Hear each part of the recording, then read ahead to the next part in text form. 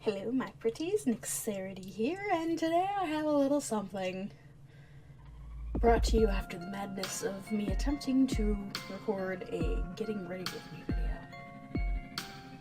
May or may not ever see the light of day. We'll see how the rest of this month goes. But today I have a little rant, I suppose, if you want to call it that, about, well, not even about, just simply titled, People My Age. Very simply titled so because, let me break it down for you here. I am part of the millennial generation. Sort of the earlier, or at least what feels like the earlier portion of it.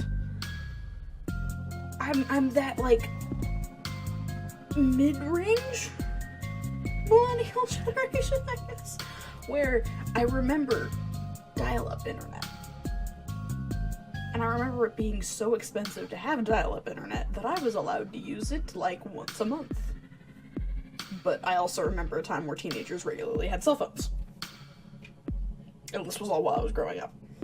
So, I'm at that interesting age where people my age are hitting about their mid-20s.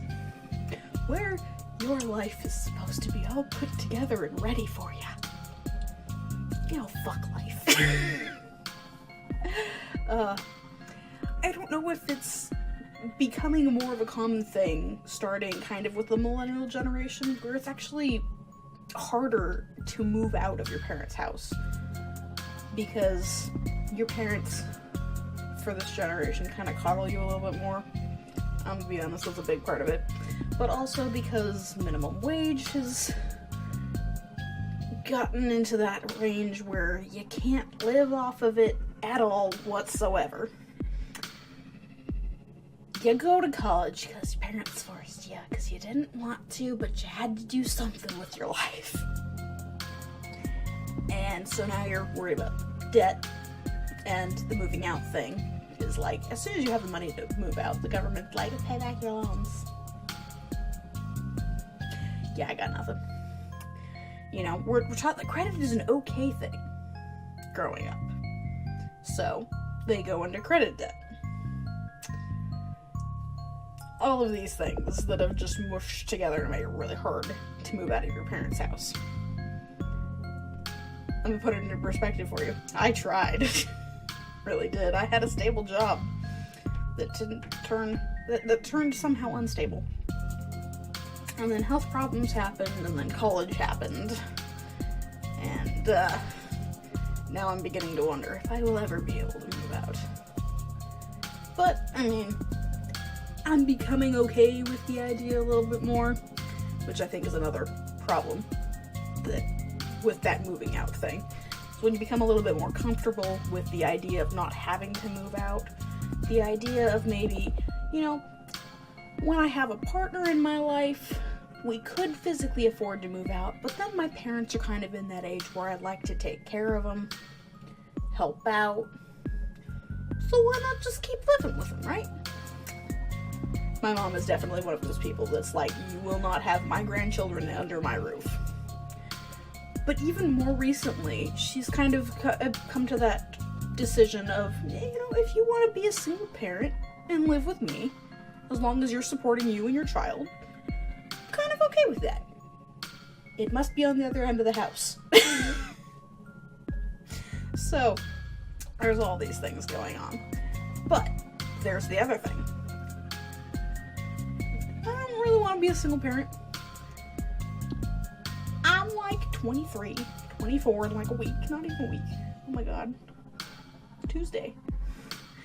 But, it is also my goddaughter's birthday today. So, happy birthday, Eleanor, if you're watching with your mommy, and I don't know why you would be. God, I hope she doesn't show you these videos. You poor child, be sheltered. But she turns 3 today. 3. But that just blows my mind that she's 3. That my friends and I are at that age where we're old enough, and actually surprisingly mature enough. That's probably actually what surprises me the most, is that we're mature enough to have children. Now, before you guys jump to conclusions, my friend is married, and she was married for a whole year before she got pregnant. Alright? Calm down. They were also together many, many, many years before they actually got married. So calm down. But, I mean, just the idea of having kids at this age, it's one of those things where, like, my mind doesn't want to comprehend it, but at the same time, my damn female body is like, baby, baby, baby, baby, baby. No. I don't have the money. I had a time. That's, how does anyone have time for a child? With the cost of living so high that both parents have to be at work to support a child, how does anyone have time for kids anymore?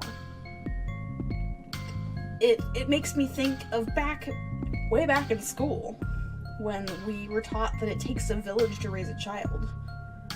Now that I'm like an adult, and I understand how much time and effort goes into working and bringing home enough money to, like, pay bills and to feed the family, the village taking a village to raise a child makes more and more sense. You know?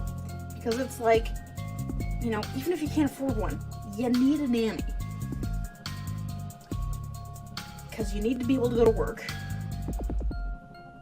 Unless you're one of those people that is unimaginably blessed, and it only takes one parent to support your household.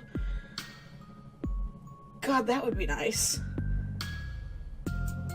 But, you know, it's just one of those things of all of those things that I've heard growing up and going to school and learning about being an adult. In certain ways, feels like now more than ever are starting to make sense. And not in the way that the adults raising me thought they would. Because I've seen the times change so much in my generation that I can't imagine what it's like for my grandparents to have lived in the Great Depression and to see the world now. I mean, you know, everybody makes jokes about, you know, Grandpappy and his stories about how it only cost me a nickel to get whatever. I do actually remember times when, like, candy was like 5 cents. You know, you took a dime in and you got like 2 candy bars or whatever. I don't remember that. Now candy bar is $1. Candy bar is also smaller than it was back then. Or maybe it's just that I'm a bigger human being. I don't know. But it's just amazing to think about things like that. And I encourage you, if you haven't yet thought about things like that, like the things that you heard when you were a child that you thought were so ridiculous, that you want to go back now as an adult with a more understanding of how the world works and see how those things are actually true. I encourage you to sit down with your parents, with your grandparents, talk about how things used to be, and understand how similar the times are now to what they were, and understand how amazing the differences are with our technology, with our communities. You know, we may feel farther apart, but some of the relationships that we've made through that almost seem to be just as tough as relationships that people would form way back in the day when there wasn't a whole lot of technology, or there wasn't any technology. Reflect. It's fun. It may not sound like fun, but it's fun, okay? Because what was gonna be a rant about how people my age want to be so much farther in life than they are turned into this beautiful thought process on what the world has become, and that in and of itself is worthy of a video. If you guys want to go ahead and make a video like this where you go off and you rant, you have some beautiful realization, I urge you to send it to me, because these are the kind of things that I love seeing in our generation. The millennials are not all about themselves, as much as their teenage years probably are. But we are a very understanding breed. We are a very understanding generation. And I'd like to share that with the world. So, make a video like this. Send it to me. Send it to your friends. Send it to your family. Send it to the world. Post it on Twitter. Tweet at me with these videos. Put them on Tumblr. I'm sure Tumblr would have a field day with a video like this. But anyway, that's a lot of time I have for today, guys. Thank you for watching this beautiful butterfly inspiration that I have somehow managed to come up with. If you liked it, go ahead and leave a like. Comment down below on things that I could have an epiphany over, because this could be a very interesting series that we could be starting right now. I don't know what we call it. Maybe we call it the Epiphany series. Maybe we call it the butterfly effect. I don't know.